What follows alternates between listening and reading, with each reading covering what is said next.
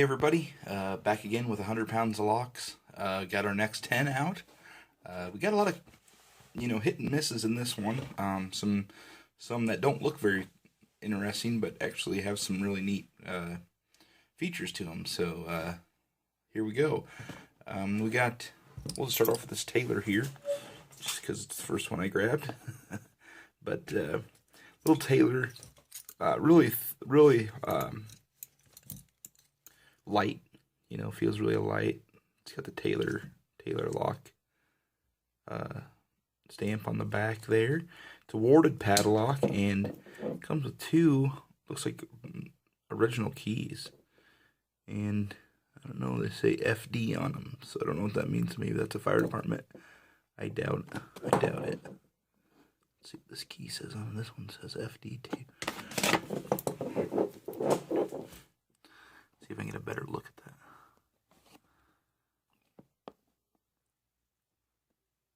Yeah, it just says it has 3 lines then FD, but other than that, I don't see anything too.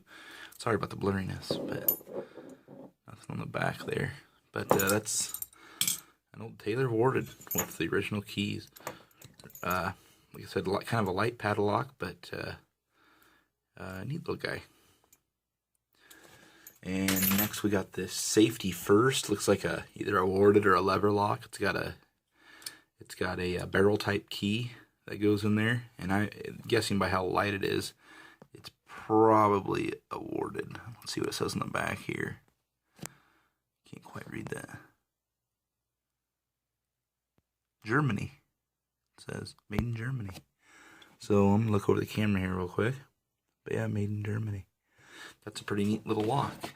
Maroon, as you can see, but it just says Safety First on it. It's who knows, maybe it was like an old lockout lock or something like that. But kind of a thinner body here is pretty hollow in there, so I'm guessing it's just warded. You can actually almost see the wards in there from right here. So Safety First.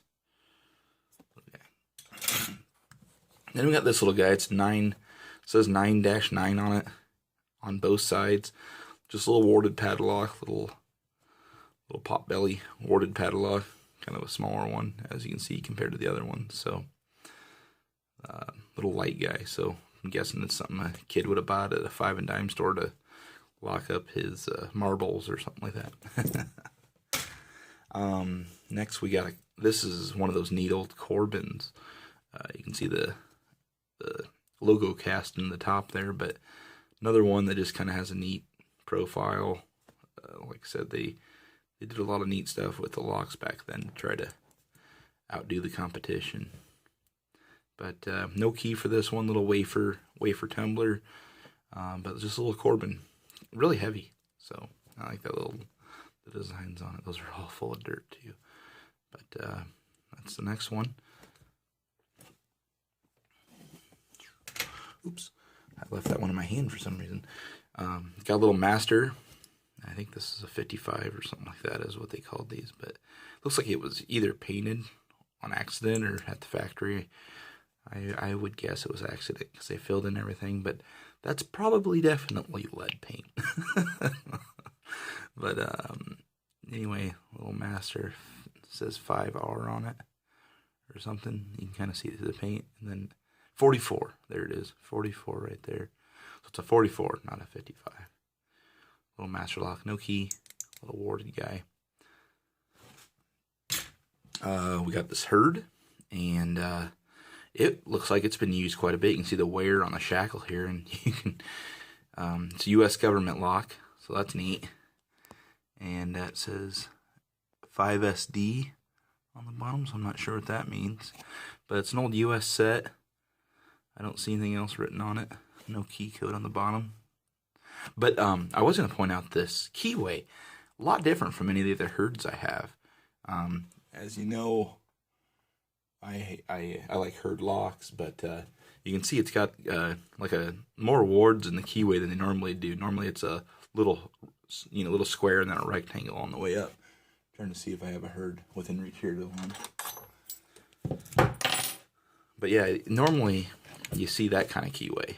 So with just pretty pretty standard, or nothing too exciting about it. But this one's got kind of a wilder keyway in it, so I'm probably thinking this is a little bit newer, but seized up all to get out, so I'm gonna have to give it a good soak before I pick it open.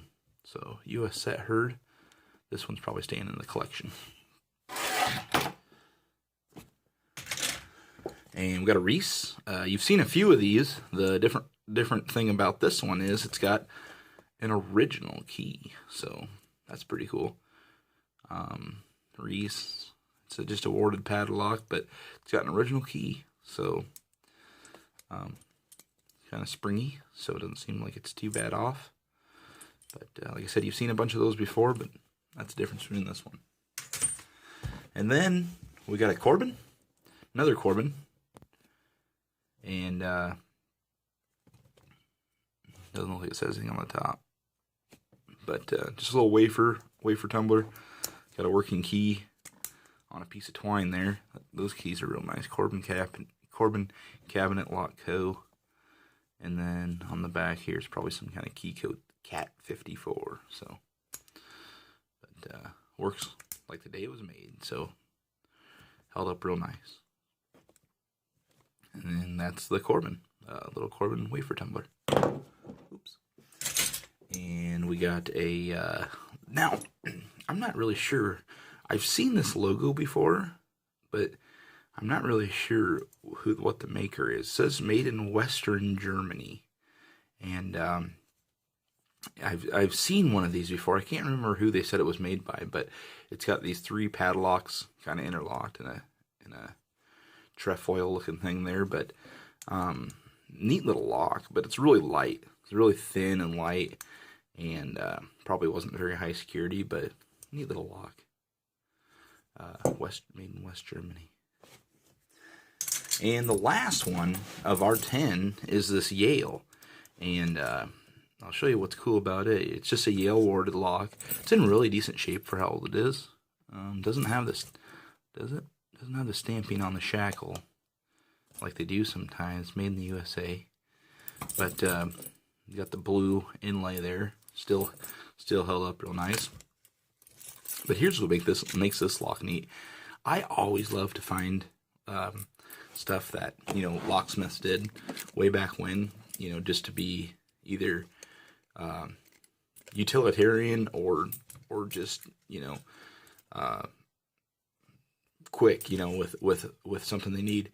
And you got this Yale key here, and it's just the flimsy warded Yale key, and they must have needed some copies of it, and you can see they broke one off. And I can't imagine using enough force to turn this to break off one of these keys, but they use these Ilko blanks, and it's got the same profile, on the key, but they just cut the wards into it, and so they made keys out of these, and that's pretty neat to me. So 114-3 key. So, like I said, they broke that one off, and I have no idea how you could possibly break one of those off, but they must need some stronger keys, so they did that. And these keys are just beautiful, and honestly, you could probably use them for a pin tumbler lock as a blank, or something, with some shallower cuts, because they're still in pretty good shape. But anyway, that's the last one, and of this 10, we still got plenty more to go.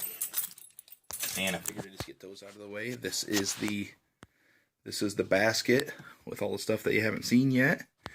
And then this is the basket with all the stuff we've done in that basket. And we have the one that we did all the way through. So we're probably, at this point, I'm not sure, I guess I haven't really counted, but about 100 locks in. So go ahead and wrap this up. That's your 10 for today, and hope you're enjoying these videos as much as I'm watching them as I am making them. And let me know if you know anything about any of these locks that I didn't mention or that seems notable. And thank you so much for watching. One of my viewers, Iggy Mac, suggested that I do a picture of all the locks at the end of the video, so that should be coming up here in a second. So thanks for watching.